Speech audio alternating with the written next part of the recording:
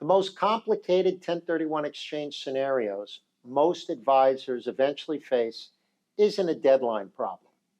It's a partnership problem. And here's how to solve it. Partners are like marriages. Sometimes they work, sometimes they don't.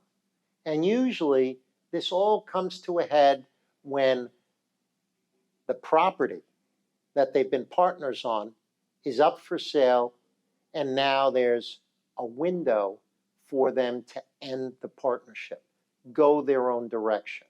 And depending on how the partnership is held, whether it's an LLC, let's say the real estate's held in an S Corp or a C Corp, each provides different challenges to provide an exit strategy for the partners during the sale and after the sale to go their own direction.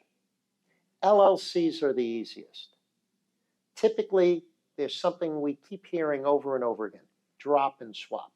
This is where, in an LLC, you retitle the asset to tenants in common and distribute that property as tenants in common to the partners. And then the partners, as a tick, sell the property. This enables the partners to go their own direction. There are some tax attorneys that'll say, you need to drop out of the partnership a year or 2 years before the sale or before entering into a contract to sell the property. I think the entering into a contract is a good line, a good place to start. You want to be, quote unquote, selling the property as ticks, not selling the property as a partnership and then dropping out at the closing.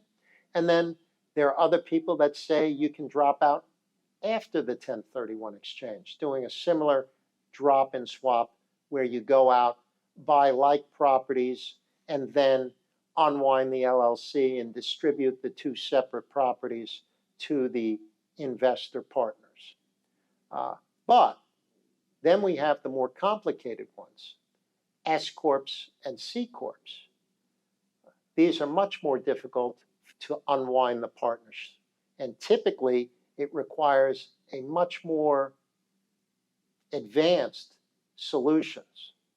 Now, typically what we have seen in these S Corps and C Corps is the setting up of what we would call, let's call it a sub-S corporation or a sub-C corporation, where basically the corporation creates two sub-corporations, and then during the 1031 exchange, it's the two sub-corporations that go ahead and do the exchange.